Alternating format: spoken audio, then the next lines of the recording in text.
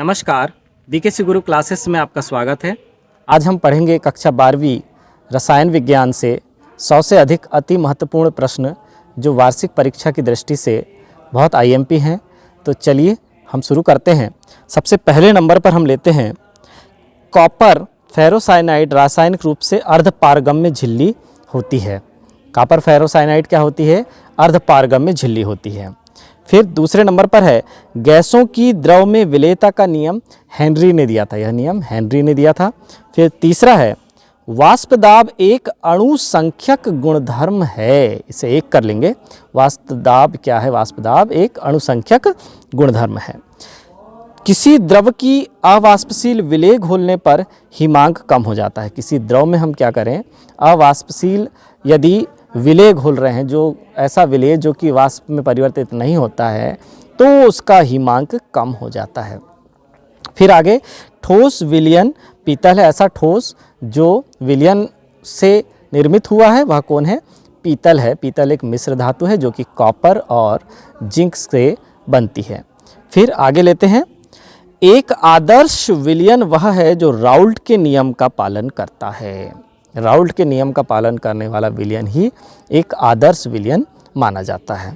आगे है विलयन जिनके परासरण दाब समान होते हैं समपराशरी विलयन कहलाते हैं। ऐसे विलयन जिनके परासरण दाब बिल्कुल समान है समपराशरी विलयन कहलाते हैं। फिर आगे संतृप्त विलयन में निश्चित ताप पर विलेय की मात्रा नहीं घोली जा सकती। पूर्ण रूप से जब वो संतृप्त है, संतृप्त विलयन है, तो उसमें और अधिक विलेय की मात्रा घोलना संभव ना हो, ना घोली जा सकती हो, तो ऐसी स्थिति को हम संतृप्त विलयन कहते हैं। विलयन दो पदार्थों का समांगी मिश्रण होता है। विलयन हम किसे कहेंगे? दो पदार्थों के समांगी मिश्रण को हम विलयन कहते हैं। 10वां नंबर है सांद्रता के आधार पर विलयन 5 प्रकार के होते हैं। सांद्रता के आधार पर हमने विलयनों को 5 प्रकार में बांटा है। वो 5 प्रकार कौन कौन से हैं? तनु विलयन, सांद्र विलयन, असंतृप्त विलयन, संतृप्त विलयन और अति संतृप्त विलयन। तनु विलयन, सांद्र विलयन, असंतृप्त विलयन, संतृप्त विलयन और अति संतृप्त विलयन, ये 5 विलयन के प्रकार हैं। फिर आगे देखते हैं 11वां नंबर। सर्वप्रथम नॉलेट ने परासरण का अध्ययन किया। नॉलेट ने परासरण का अध्ययन किया। और अपारगम्य झिल्ली 2 प्रकार की होती है। अर्ध है ये, अर्धपारगम्य झिल्ली वास्तव में 2 प्रकार की होती है। फिर आगे अगला नंबर है कॉपर फेरोसाइनाइड एक कृत्रिम अर्धपारगम्य झिल्ली है। कॉपर फेरोसाइनाइड एक कृत्रिम अर्धपारगम्य झिल्ली है। 14वें नंबर पे हम लेते हैं किसी विलयन के इकाई आयतन में घुलित विलेय की मात्रा विलयन की सांद्रता कहलाती है। यानी वास्तव में हमको यदि विलयन की सांद्रता निकालनी है तो क्या करना पड़ेगा? विलेय की जो मात्रा है, विलेय की मात्रा है कैसे आयतन में? कैसे आयतन में? इकाई आयतन में। नीचे क्या आएगा? विलयन का आयतन। विलयन के आयतन को हम कैसा ले लें? इकाई ले लें, तो जो विलेय की मात्रा है वही क्या कहलाने लगेगी? सांद्रता कहलाने लगेगी। आगे है 15वां नंबर एथिलीन ग्लाइकॉल एक एंटीफ्रीज का कार्य करता है। बहुत महत्वपूर्ण है। एथिलीन ग्लाइकॉल क्या है? एक एंटीफ्रीज का कार्य करता है। 16वें नंबर है सेल स्थिरांक। सेल स्थिरांक L/A होता है जिसकी इकाई सेंटीमीटर इनवर्स है। सेल स्थिरांक हमें याद रखना है। 1 फैराडे बराबर 96,500 कूलाम होता है। अगला है तनुता बढ़ाने पर विलयन की विशिष्ट चालकता घट जाती है। विलयन की विशिष्ट चालकता, जैसे जैसे हम तनुता को बढ़ाएंगे विशिष्ट चालकता घटते जाएगी। 19वें नंबर में है अंतरिक्ष यान में ईंधन सेल प्रयुक्त किया जाता है। अंतरिक्ष यान में जो ईंधन सेल प्रयुक्त किया जाता है H2O2 एक प्रकार का ईंधन सेल है जो हम अंतरिक्ष यान में प्रयोग करते हैं। H2O2 एक प्रकार का ऐसा ही ईंधन सेल है। फिर 20वें नंबर में है धातुओं का संक्षारण रासायनिक क्रिया है। सबको पता है कि धातुओं का संक्षारण एक रासायनिक क्रिया है जिसके फलस्वरूप धातुओं का क्षय एवं ह्रास होता है। धातुओं का ह्रास होता है, धातुएं गलने लगती हैं, जंग आदि लग जाता है। लोहे में जंग लगना एक संक्षारण का उदाहरण है। लोहे में जंग लगना एक क्या है? संक्षारण का उदाहरण है। यहाँ संक्षारण कर लेंगे। ठीक है बच्चों, आगे बढ़ते हैं। 21वें नंबर का जो वस्तुनिष्ठ है, सीसा संचायक सेल में विद्युत अपघट्य के रूप में 38% H2SO4 प्रयुक्त होता है। तो सल्फ्यूरिक अम्ल कितना प्रयुक्त होता है? 38%। किसमें? सीसा संचायक सेल में। आगे 22वां नंबर है, शुष्क सेल में कैथोड ग्रेफाइट का बना होता है। ये जो कैथोड होता है वो शुष्क सेल में ग्रेफाइट की छड़ होती है, ग्रेफाइट का बना होता है। आगे है, एसिटिक अम्ल एक दुर्बल विद्युत अपघट्य है। जो एसिटिक अम्ल है वह एक दुर्बल विद्युत अपघट्य है। फिर मानक हाइड्रोजन इलेक्ट्रोड का विभव शून्य होता है। यह भी महत्वपूर्ण है, ध्यान रखेंगे कि मानक हाइड्रोजन इलेक्ट्रोड जो है उसका विभव शून्य होता है। 25वें नंबर में है, आर्हीनीय समीकरण दिया हुआ है, k बराबर AE to the power minus EA upon RT। E की घात कितनी है? ऋण EA बटे RT होता है। इस समीकरण में k क्या है? क्रिया गति स्थिरांक है। A क्या है? अनुपाती स्थिरांक है। EA सक्रियण ऊर्जा है। T ताप है जो कि केल्विन में मापा जा रहा है, तथा R सार्वत्रिक गैस नियतांक को व्यक्त करता है। आगे हम लेते हैं 26वां, तापमान वृद्धि से अभिक्रिया की दर बढ़ जाती है। जैसे जैसे हम तापमान बढ़ाएंगे तो अभिक्रिया की दर बढ़ जाती है, क्योंकि सक्रियत अणुओं की संख्या बढ़ जाती है। गति बढ़ जाएगी, क्रियाशील अणुओं की संख्या बढ़ जाएगी तो अभिक्रिया की गति भी बढ़ जाएगी। आगे है, द्रव्य अनुपाती क्रिया के नियम का प्रतिपादन गुलबर्ग द्वारा एवं तथा वागे ने किया था। तथा वागे ने, तो ध्यान रखेंगे गुलबर्ग और वागे का नाम। आगे है 28वें नंबर का वस्तुनिष्ठ है, प्रथम कोटि अभिक्रिया के लिए टी हाफ का मान होता है 0.693 बटे के। तो यहाँ पर हमें ध्यान रखना है कि अभिक्रिया के अर्ध आयुकाल का मान तो कितना है। अभिक्रिया के अर्धायुकाल हमें ध्यान रखना है कि टी हाफ बराबर होता है 0.693 बटे के। किसके लिए? प्रथम कोटि की अभिक्रिया के लिए। फिर आगे बढ़ते हैं, प्रथम कोटि अभिक्रिया के वेग स्थिरांक की इकाई क्या है? सेकेंड इनवर्स, वेग स्थिरांक की इकाई क्या है? सेकेंड इनवर्स है, सेकेंड की घात ऋण 1 है। फिर तीसरा है, शून्य कोटि अभिक्रिया में वेग स्थिरांक की इकाई क्या है? Mole litre inverse second inverse. Mole litre की घात ऋण 1, सेकेंड की घात ऋण 1 है। फिर आगे 31वां नंबर है, द्वितीय कोटि अभिक्रिया के लिए दर स्थिरांक कितना है? मोल इनवर्स, लीटर इनवर्स और सेकेंड इनवर्स है। दर स्थिरांक कितना है? Mole inverse, litre inverse, second inverse. फिर आगे 32वां प्रश्न है, तृतीय कोटि अभिक्रिया के लिए दर स्थिरांक की इकाई क्या है? मोल की घात ऋण 2, लीटर की घात 2 और सेकेंड की घात ऋण 1 होता है तृतीय कोटि अभिक्रिया के लिए दर स्थिरांक का मान। आगे 33वें नंबर का जो वस्तुनिष्ठ है, दहली ऊर्जा और सक्रियण ऊर्जा में संबंध। दहली ऊर्जा और सक्रियण ऊर्जा में क्या संबंध है दोनों में? तो सक्रियण ऊर्जा वास्तव में क्या होती है? दहली ऊर्जा ऋण अणुओं की निम्नतम ऊर्जा। अणुओं की निम्नतम ऊर्जा को हम दहली ऊर्जा से जब घटा देंगे तो सक्रियण ऊर्जा निकलकर सामने आएगी। आगे 34वां है, अभिक्रिया दर का मात्रक mole litre inverse second inverse है। क्या है अभिक्रिया दर का मात्रक? Mole litre inverse second inverse. आगे है 35वें नंबर का वस्तुनिष्ठ, संक्रमण तत्व का सामान्य इलेक्ट्रॉनिक विन्यास क्या होता है? संक्रमण तत्व का n-1 कक्ष में D में 1 से लेकर 10 तक इलेक्ट्रॉन होंगे और S कक्ष में जो अंतिम कक्ष है, nवां कक्ष है, उसमें S में दोनों इलेक्ट्रॉन पूरित रहेंगे। तो n-1D 1 to 10 और ns2 उसका संक्रमण तत्व का सामान्य इलेक्ट्रॉनिक विन्यास है। फिर 36वें नंबर में है, मोहर लवण का सूत्र क्या है? FeSO4 × NH4 twice SO4 × 6H2O है। ये मोहर लवण का सूत्र है। आगे 37वें नंबर का प्रश्न है, लेंथेनाइट संकुचन का कारण F कक्षकों का नगण्य परिरक्षण प्रभाव है। क्यों होता है लेंथेनाइट संकुचन? वो होता है हमारे F कक्षक जो होते हैं उनका परिरक्षण प्रभाव एकदम नगण्य होता है, जिसके कारण लैंथेनाइड संकुचन होता है। आगे, संक्रमण तत्वों का रंगीन होने का कारण डी कक्षकों में अयुग्मित इलेक्ट्रॉन है। क्यों संक्रमण तत्व रंगीन हो जाते हैं? क्योंकि उनके डी कक्षक कैसे होते हैं? अयुग्मित होते हैं। तो डी कक्षकों के अयुग्मित होने के कारण संक्रमण तत्व रंगीन हो जाते हैं। फिर आगे हम बढ़ते हैं कि आयरन, कोबाल्ट, निकिल धातुओं को फेरस धातुएं कहते हैं। आयरन Fe, कोबाल्ट CO और निकिल Ni को हम क्या बोलेंगे? फेरस धातुएं कहते हैं। 40वें नंबर में है डी ब्लॉक के तत्वों को संक्रमण तत्व भी कहा जाता है। डी ब्लॉक के तत्वों को हम और क्या नाम से जानते हैं? संक्रमण तत्वों के नाम से जानते हैं। फिर 41 नंबर पे है प्रथम अंतर संक्रमण श्रेणी के तत्व लैंथेनाइड कहलाते हैं और द्वितीय अंतर संक्रमण श्रेणी के तत्व एक्टिनाइड कहलाते हैं। फिर 42 नंबर पे एफ ब्लॉक के तत्व अंतर संक्रमण तत्व कहलाते हैं। हमें पता चला कि एफ ब्लॉक के तत्व क्या कहलाएंगे? अंतर संक्रमण तत्व।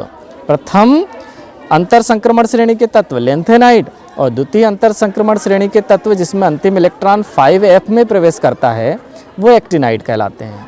लैंथेनाइड में अंतिम इलेक्ट्रॉन 4F में प्रवेश करता है और एक्टिनाइड में अंतिम इलेक्ट्रॉन 5F में प्रवेश करता है।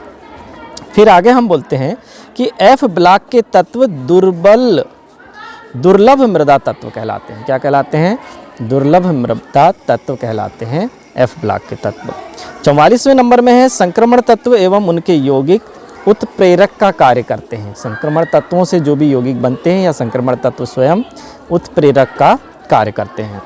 45वें नंबर में लैंथेनम की +3 ऑक्सीकरण अवस्था अधिक स्थायी होती है। लैंथेनम सबसे ज़्यादा स्थायी कब होता है? जब वह +3 ऑक्सीकरण अवस्था प्रदर्शित करता है। लूनर कास्टिक AgNO3 को कहते हैं। तो AgNO3 सिल्वर नाइट्रेट को हम क्या कहते हैं? लूनर कास्टिक कहते हैं।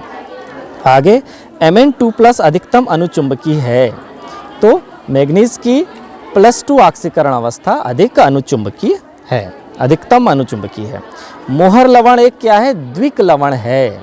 मोहर लवण क्या है? एक द्विक लवण है। 49वें नंबर में है कार्ब धात्विक यौगिक, इसे ठीक कर लेंगे। कार्ब धात्विक यौगिक ग्रिग्नार्ड अभिकर्मक है। तो ये कौन से यौगिक हैं? कार्ब धात्विक यौगिक हैं, ग्रिग्नार्ड अभिकर्मक हैं। आगे 50वें नंबर में है हीमोग्लोबिन आयरन का संकुल यौगिक है। आयरन का जो संकुल यौगिक होता है हीमोग्लोबिन है। उपसह संयोजकता सिद्धांत वर्नर ने दिया। 51 नंबर में है अति महत्वपूर्ण में कि उपसह संयोजकता का सिद्धांत किसने दिया? वर्नर ने दिया। 52 है क्लोरोफिल सभी हरे पौधों में पाया जाने वाला संकुल है। सभी हरे पौधों में क्लोरोफिल की उपस्थिति अनिवार्य रूप से होती है और यह सभी हरे पौधों में पाया जाता है। प्रस्फुटन रोधी कार्बधात्विक यौगिक टेट्रा एथिल लेड है। टेट्रा एथिल लेड जो है वह कैसा है? प्रस्फुटन रोधी है और कार्बधात्विक यौगिक है। तो ऐसा कार्बधात्विक यौगिक जो प्रस्फुटन रोधी हो क्या है? टेट्रा एथिल लेड, इस नाम से यह आ सकता है। फिर 54वें नंबर का वस्तुनिष्ठ है इलेक्ट्रॉन युग्म दाता लिगेंड कहलाते हैं। जो इलेक्ट्रॉनों का जोड़ा का दान करते हैं वो क्या कहलाते हैं? लिगेंड कहलाते हैं। फिर 55वां नंबर है लिगेंड तथा धातु के आयन के मध्य उपसह संयोजी बंध बनता है। जो धातु का आयन होता है वह लिगेंड के साथ मिलकर उपसह संयोजी बंध बनाते हैं और इससे जो यौगिक बनता है वह बनता है उपसह संयोजी यौगिक। फिर आगे है कौन सा यौगिक फ्रियान के नाम से जाना जाता है? तो फ्रियान के नाम से कौन सा यौगिक जाना जाता है? CCl2F2, इसे हम फ्रियान भी कहते हैं। आगे है ओजोन परत के लिए CCl2F2 घातक है। ओजोन परत में छिद्र करने का सबसे प्रमुख कारक यही है। फिर है रैशिंग विधि क्लोरोबेंजीन के निर्माण में प्रयुक्त की जाती है। क्लोरोबेंजीन के निर्माण में हम कौन सी विधि का प्रयोग करेंगे? रैशिंग विधि का प्रयोग करते हैं।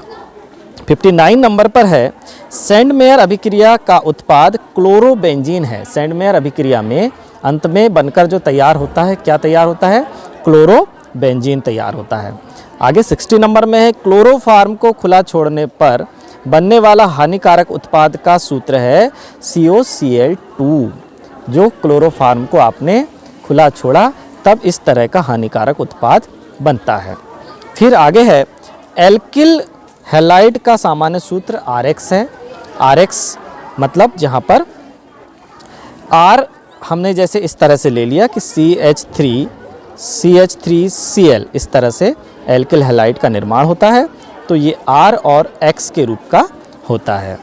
फिर आगे हम लेते हैं क्लोरीटोन उच्च कोटि की निद्राकारी औषधि है। क्लोरीटोन क्या है? उच्च कोटि की निद्राकारी औषधि है। फिर आगे प्रशीतक फ्रियॉन का सूत्र है CCl2F2। फ्रियॉन का सूत्र क्या है? CCl2F2, याद रखेंगे, महत्वपूर्ण है। फिर पी नाइट्रोफिनॉल सर्वाधिक अम्लीय है। सबसे ज़्यादा अम्लीय कौन है? पी नाइट्रोफिनॉल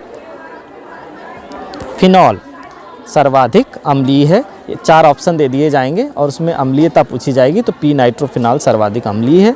ऐसी स्थिति हम मिले तो उसे हम टिक लगा देंगे। फिर फिनॉल कार्बोलिक अम्ल है। फिनॉल वास्तव में क्या है? एक कार्बोलिक अम्ल है।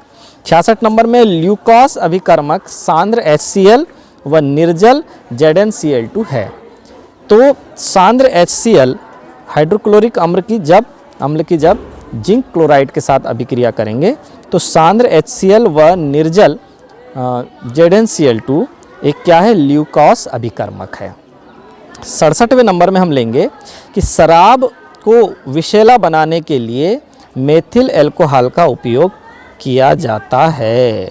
तो शराब को विषैला बनाने के लिए किसका इस्तेमाल करते हैं? मेथिल अल्कोहल का प्रयोग किया जाता है। 68 नंबर में है ल्यूकोस अभिकर्मक द्वारा अल्कोहल का परीक्षण किया जाता है। ल्यूकोस अभिकर्मक से हम यह पता कर सकते हैं कि अल्कोहल की कितनी उपस्थिति किसी द्रव्य में, किसी पदार्थ में है। तो ल्यूकोस अभिकर्मक द्वारा अल्कोहल का परीक्षण किया जाता है। फिर 69 नंबर पे है एथिल अल्कोहल को विरंजक चूर्ण के साथ गर्म करने पर क्लोरोफॉर्म बनता है। एथिल अल्कोहल को जब हम विरंजक चूर्ण के साथ गर्म कर देंगे तो क्या बनेगा? क्लोरोफॉर्म बनता है। 70 नंबर पे ईथर का सामान्य सूत्र ROR- है। फिर यहाँ पर एल्किल से O जुड़ रहा है दोनों तरफ, देखिए दोनों तरफ एल्किल है, तो ईथर का सामान्य सूत्र ROR- है। इसे हम ऐसे भी लिख सकते हैं कि C2H5OC2H5, इस तरह से ईथर का निर्माण होता है। आगे 71वें नंबर में हम ले लेंगे फिनोल डाइहाइड्रोजनीकरण करने पर साइक्लोहेक्सेन देता है। फिनॉल क्या है? हाइड्रोजनीकरण क्रिया के फलस्वरूप क्या देता है? साइक्लोहेक्सेन देता है। फिर 72वां नंबर है डाई एथिल ईथर निश्चेतक के रूप में प्रयुक्त होता है। निश्चेतक के रूप में क्या प्रयोग हो रहा है? डाई एथिल ईथर, जो कि मैंने अभी लिखा था। कैसे बनेगा डाई एथिल ईथर? C2H5OC2H5, यह डाई एथिल ईथर है, निश्चेतक के रूप में प्रयुक्त होता है। फिर 73वें नंबर में है डाई एथिल ईथर को सल्फ्यूरिक ईथर भी कहते हैं। डाई एथिल ईथर को और क्या नाम से जाना जाता है? सल्फ्यूरिक ईथर के नाम से जाना जाता है। किण्वन अभिक्रिया में CO2 गैस प्राप्त होती है। किण्वन अभिक्रिया में क्या प्राप्त हो रही है? CO2 गैस भी प्राप्त होती है। फिर माल्टोज एंजाइम माल्टोज को ग्लूकोज में परिवर्तित करता है। माल्टोज एंजाइम का क्या कार्य है? वो माल्टोज को ग्लूकोज में परिवर्तित करता है। विक्टर मेयर विधि में 1 डिग्री अल्कोहल क्षार के साथ लाल रंग देता है। किस अभिक्रिया में? विक्टर मेयर अभिक्रिया में। फिर आगे है 77 नंबर पे क्या है? फिनॉल की कोल्बे स्मिट अभिक्रिया का मुख्य उत्पाद सैलिसिलिक बनता है। फिनॉल की कोल्बे स्मिट जो अभिक्रिया होती है उसका मुख्य उत्पाद क्या बनता है? सैलिसिलिक एसिड जिसे बोलते हैं, ये बनता है। फिर 78वें नंबर में क्या है? टॉलेन अभिकर्मक अमोनियम सिल्वर नाइट्रेट है। अमोनियम सिल्वर नाइट्रेट क्या है? टॉलेन अभिकर्मक है। 79 है बेकेलाइट फिनॉल और HCHO का बहुलक है। फिनॉल और हाइड्रोजन एल्डिहाइड का बहुलक कौन है? बेकेलाइट है। फिर आगे देखते हैं कैल्शियम एसीटेट के शुष्क आसवन से एसीटोन बनता है। जब हम कैल्शियम एसीटेट का शुष्क आसवन करेंगे तो क्या बनेगा, एसीटोन बनता है। फिर पैरा एल्डिहाइड का उपयोग निद्राकारी औषधि के रूप में किया जाता है। अब कौन है, पैरा एल्डिहाइड है, इसका इस्तेमाल निद्राकारी औषधि के रूप में किया जाता है। 82 नंबर में है, मानव रक्त में डी ग्लूकोज शर्करा अधिकतम विद्यमान है। डी ग्लूकोज शर्करा मानव शरीर में अधिकतम मात्रा में विद्यमान है। 83 नंबर में है, हीमोग्लोबिन प्रोटीन रक्त प्रवाह में O2 अभिगमन करता है। तो O2 का अभिगमन करता है प्रोटीन रक्त प्रवाह में हीमोग्लोबिन। 84 नंबर है, ग्लूकोज के ऑक्सीकरण में एटीपी के 38 अणु मुक्त होते हैं। महत्वपूर्ण है, ध्यान रखेंगे बच्चों। आगे 85 नंबर है, जीवों में जटिल अणुओं का टूटना मेटाबॉलिज्म कहलाता है। जटिल अणु जब टूटने लगेंगे तो मेटाबॉलिज्म कहलाता है वह। 86 नंबर है, हाइपर ग्लाइसेमिया में रक्त में शर्करा की मात्रा बढ़ जाती है। जब आपको हाइपर ग्लाइसेमिया होता है तो रक्त में शर्करा की मात्रा बढ़ जाती है, शुगर बढ़ जाता है। आगे है 87 नंबर, प्रोटीन एमिनो अम्लों का बहुलक है। एमिनो अम्लों के बहुलक ही क्या कहलाते हैं, प्रोटीन कहलाते हैं। प्रोटीन की मौलिक इकाई एमिनो अम्ल है, क्योंकि एमिनो अम्ल ही उसकी मौलिक इकाई है और उसके बहुलक में क्या बनता है, प्रोटीन बनता है। फिर हीमोग्लोबिन आयरन का संकुल यौगिक है। अभी हमने जाना भी है कि आयरन का संकुल यौगिक क्या है, हीमोग्लोबिन है। 90 नंबर में देखते हैं, जंतुओं एवं पौधों से प्राप्त तेल व वसा लिपिड कहलाते हैं। लिपिड क्या है, जंतुओं और पौधों से जो तेल और वसा हमें प्राप्त होते हैं वो सब क्या कहलाते हैं, लिपिड कहलाते हैं। 91 नंबर में है, आयोडीन की कमी से घेंघा रोग होता है। आयोडीन की कमी से कौन सा रोग हो रहा है, घेंघा रोग होता है। फिर 92वां नंबर है, रक्त का थक्का बनाने में सहायक प्रोटीन फाइब्रिनोजेन कहलाता है। रक्त का थक्का बनाने में जो प्रोटीन सहायक है वो कौन है, फाइब्रिनोजेन है। 93 नंबर में है, बाल, ऊन तथा रेशम में उपस्थित प्रोटीन कैरोटीन कहलाता है। बाल, ऊन, रेशम आदि में जो प्रोटीन उपस्थित होता है वह क्या है, कैरोटीन कहलाता है। 94वां नंबर है, मनुष्य के शरीर के द्वारा 10 अमीनो अम्ल संश्लेषित होते हैं। 10 अमीनो अम्ल संश्लेषित हो रहे हैं। 95 नंबर है, आरएनए अणु में थायमीन के स्थान पर यूरेसिल पिरामिडीन होता है। आरएनए के अणु में थायमीन ना होकर क्या होता है, यूरेसिल पिरामिडीन होता है। 96 नंबर में है, हीमोग्लोबिन में 4 उप इकाइयाँ उपस्थित होती हैं। कुल कितनी उप इकाइयाँ हैं, हीमोग्लोबिन में 4 हैं। फिर 97 नंबर है, मस्टर्ड तेल अभिक्रिया का मुख्य उत्पाद एल्किल आइसोथायोसाइनेट होता है। तो मस्टर्ड तेल अभिक्रिया का मुख्य उत्पाद क्या है, एल्किल आइसोथायोसाइनेट है। 98 नंबर में है, एथिल एमीन नाइट्रस अम्ल से क्रिया करके नाइट्रोजन बनाता है। नाइट्रस अम्ल से जब एथिल एमीन की क्रिया होगी तो क्या बनेगा, नाइट्रोजन बन के तैयार होगा। फिर 99 है, मीरबेन का तेल नाइट्रोबेंजीन है। मीरबेन का तेल क्या है, वास्तव में नाइट्रोबेंजीन है। 100वें नंबर में है, एनिलीन का शुद्धिकरण वाष्प आसवन से करते हैं। एनिलीन का शुद्धिकरण कैसे हो रहा है, वाष्प आसवन से एनिलीन का शुद्धिकरण होता है। 101 नंबर पे, कार्बिल एमीन परीक्षण केवल प्राथमिक एमीन देता है। कार्बिल एमीन परीक्षण में क्या प्राप्त हो रहा है, प्राथमिक एमीन प्राप्त होता है। 102 नंबर में है, अपचयन द्वारा साइनाइड प्राथमिक एमीन देता है तथा आइसोसाइनाइड द्वितीयक एमीन देते हैं। ध्यान रखेंगे, अपचयन के माध्यम से अपचयन क्रिया द्वारा साइनाइड हमेशा प्राथमिक एमीन देते हैं और आइसोसाइनाइड द्वितीयक एमीन देते हैं। 103 नंबर में है, एरोमेटिक एमीन जल में अविलय होते हैं। बिल्कुल अविलय हैं कौन, एरोमेटिक एमीन।